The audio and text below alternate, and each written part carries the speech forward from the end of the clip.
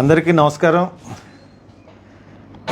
నేను ముఖ్యంగా దళితులందరికీ విజ్ఞప్తి చేస్తూ ఉన్నాను. ఆంధ్రప్రదేశ్లో ఉన్న దళితులందరికీ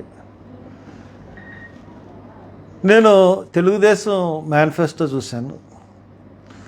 తెలుగుదేశం మేనిఫెస్టోలో మొట్టమొదటి పాయింట్ నెంబర్ 1 ఏముందంటే వర్గీకరణ చేస్తాను,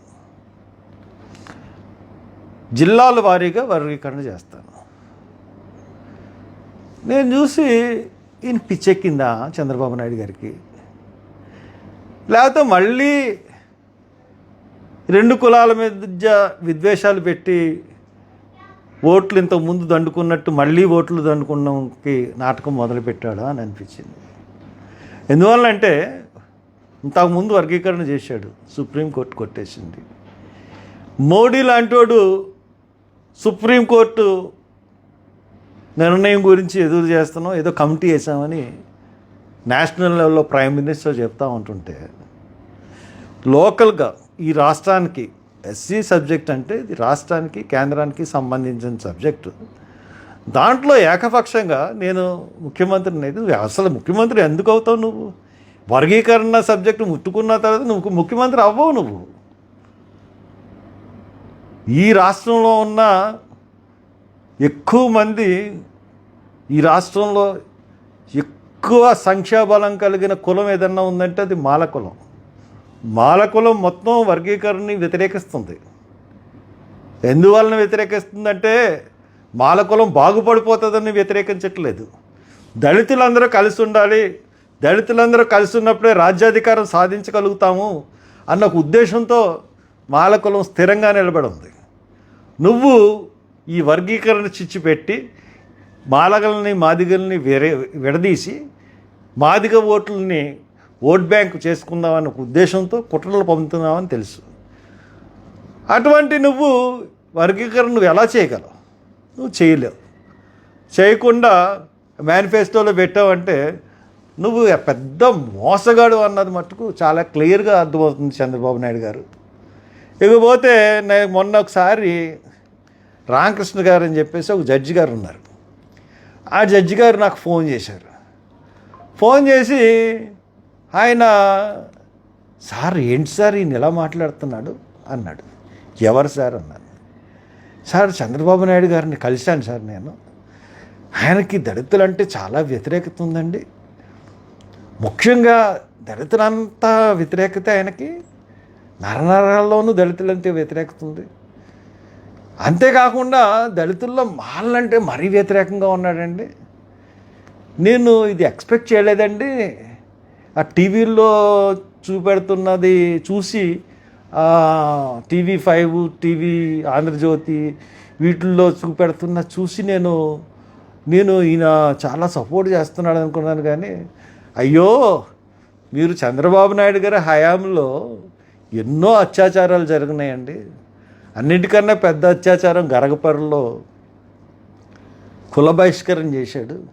అటువంటి గరగపర్రునే ఒక్కసారి కూడా సందర్శించలేదు. ఆయన జగన్ గురించి మాట్లాడతాడు. అలాగే జర్రిపోతులపాలెంలో ఒక మహిళని వివస్త్ర చేశారు.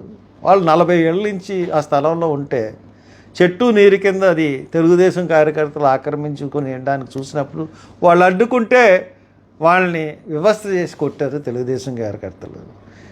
కాబట్టి అప్పుడు నేను వెళ్ళాను, నైట్ అంతా అక్కడే ఉన్నాను, వాళ్ళకి అండగా నిలబడ్డాను.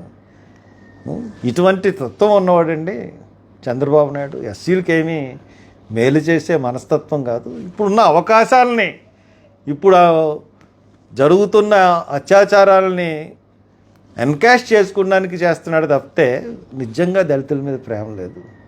ఇప్పుడు వర్గీకరణ సబ్జెక్ట్ పెట్టిన తర్వాత నేను మాల సామాజిక వర్గాన్ని అడుగుతున్నాను, మీరు ఎవరన్నా ఇంత ఓపెన్గా అతను మనని వద్దనుకున్నప్పుడు 54 లక్షల మంది మాలలు ఎవరన్నా చంద్రబాబు నాయుడు గారికి ఓటేస్తారా? మీరు ఓటేస్తే మీ ఇష్టం. అంత ఓపెన్గా చేసిన తర్వాత అతను చెప్పిన తర్వాత కూడా ఓటేస్తే మనం వర్గీకరణకు మద్దతు పలికినట్టే. అది ఆలోచించుకోండి. కాబట్టి నేను ఇంతకుముందు ఇదే సబ్జెక్టు పార్లమెంట్లో వచ్చినప్పుడు ఈ వర్గీకరణ సబ్జెక్టు, వర్గీకరణ బిల్లు పెడితే నా పార్లమెంటు సభ్యత్వానికి రాజీనామా చేస్తానన్నాను. కాంగ్రెస్ పార్టీ రాజశేఖర రెడ్డి గారు పార్లమెంట్ వరకు తీసుకురాగలిగారు, కానీ నేను అక్కడ అడ్డుపడడంతో ఆ బిల్లుని పెట్టలేకపోయారు, పార్లమెంట్లో ప్రవేశపెట్టలేకపోయారు. దాని తర్వాత ఉషా మెహ్రా కమిషన్, దాని తర్వాత ఈ పార్లమెంట్లో అన్ని రాష్ట్రాలు ఒపీనియన్ తీసుకోవాలి, అన్నీ ఉంటుండగా ఈయన వర్గీకరణ పెట్టేస్తానండి. ఎంతవరకు సబబు చంద్రబాబు గారు? కాబట్టి ఎట్టి పరిస్థితుల్లోనూ దళితులందరూ ఇతని యొక్క కుట్రల్ని తిప్పికొట్టండి ఖచ్చితంగా. ఎందువలనంటే ఇతను అన్ని విషయాల్లోనూ కూడా మోసమే. ఈ రోజున బీజేపీ ఊచకోతకు వస్తుంది ఉత్తరప్రదేశ్లో దళితుల్ని.